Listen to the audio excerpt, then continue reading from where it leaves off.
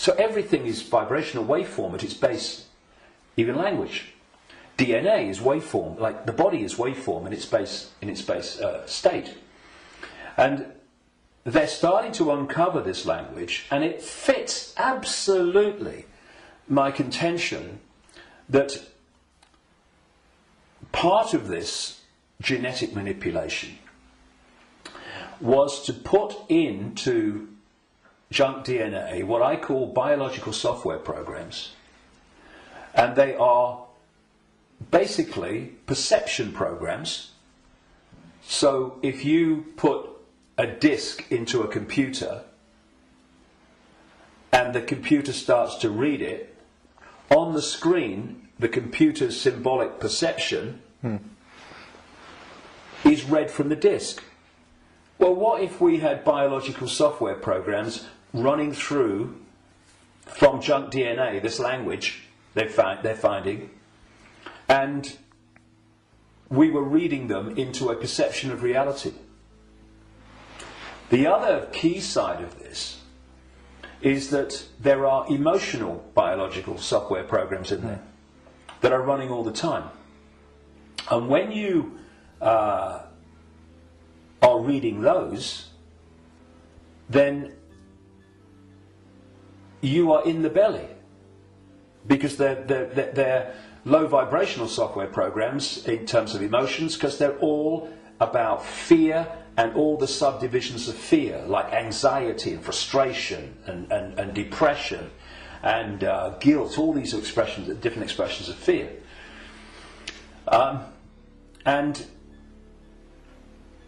if we do not open our minds, I call this the human body-mind computer, biological computer. If we don't open our minds and let the true self in, consciousness, then humans are operating literally in a closed system in which the DNA emotional and perception programs are running and not being challenged by a level of awareness that is beyond the program.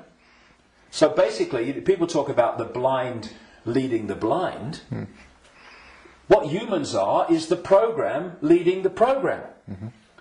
And it is my view, and this may be shocking to people, even some who've been along this road a bit. It's my view, after 22 years of putting this together, that the vast majority, at least, of humans have been going through entire lifetimes without having a single original thought or emotional response. Now, when you've got psychologists, I mean, Carl Jung, the Swiss psychiatrist, talked about this, but others too. When you've got psychologists that say that they can break down the human personality into 12 major archetypes and combinations of them, well, at the level of awareness, at the level of consciousness, at the level of the true self, we are infinite possibility within an infinite reality of infinite possibility. How on earth can you break down that into 12 major archetypes and combinations of them? It's ludicrous. You can't. But what can you do that to? Computer programs. And that's what we are. These archetypal personalities are actually software running, perception software running within junk DNA.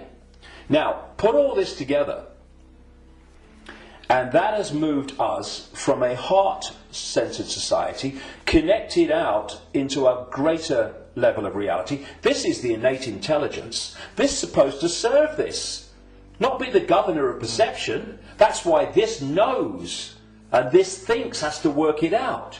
People don't go, my intuition thinks, no. My intuition, and we do this, don't we? My intuition just knows. Because instinctively, on a subconscious level, we're going to that point of true knowledge, true awareness, not beyond knowledge. This is knowledge awareness.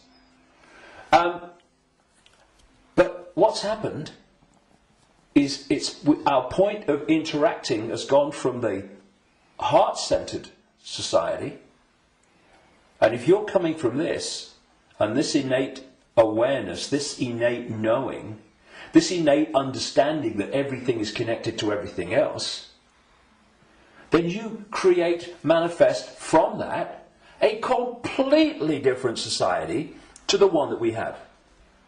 What's the one that we have? They've moved it into the belly. Humans now, gold. I've got a cough. It's not the cough that carries you off, it's the coughing that carry you off it.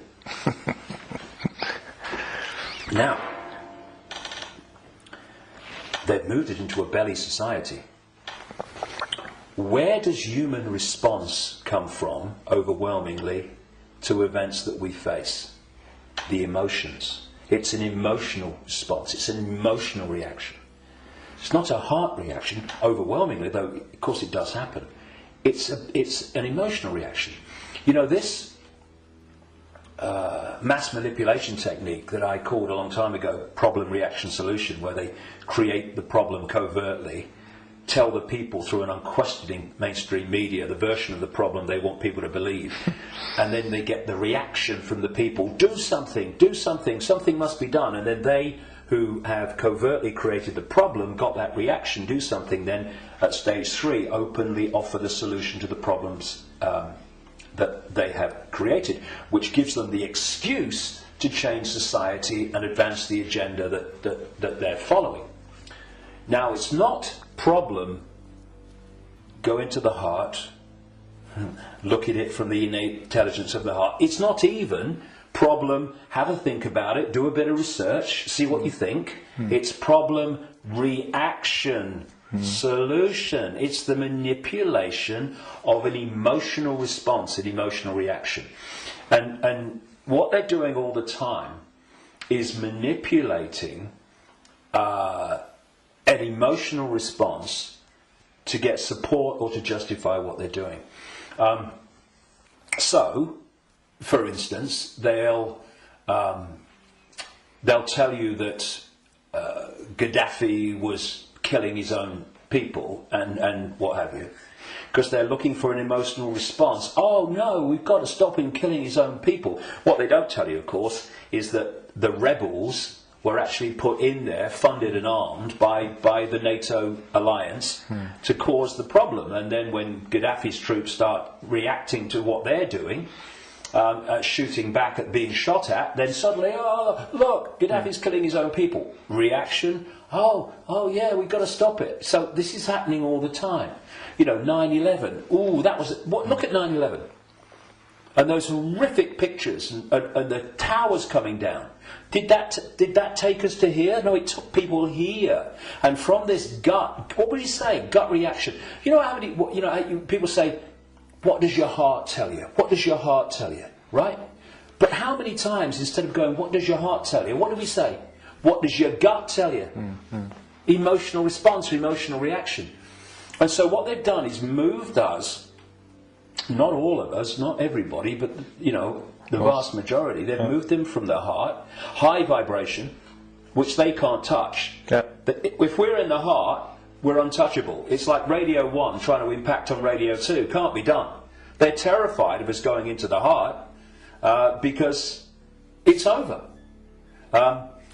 So they move us into their stadium vibrationally. Because not only do they manipulate human response through emotion, they feed off human low vibrational emotional energy.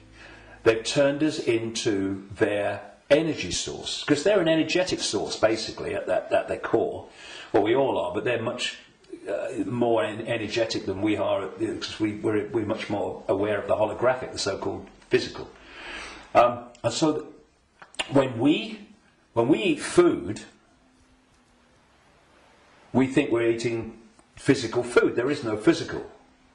We're eating holographic food. But the foundation of that food, which we decode into some kind of illusory solidity, is actually a waveform information field. All that these entities do is they feed, they get their energy source, not from a sandwich and a cup of tea, but directly, energetically. They absorb energy in its waveform.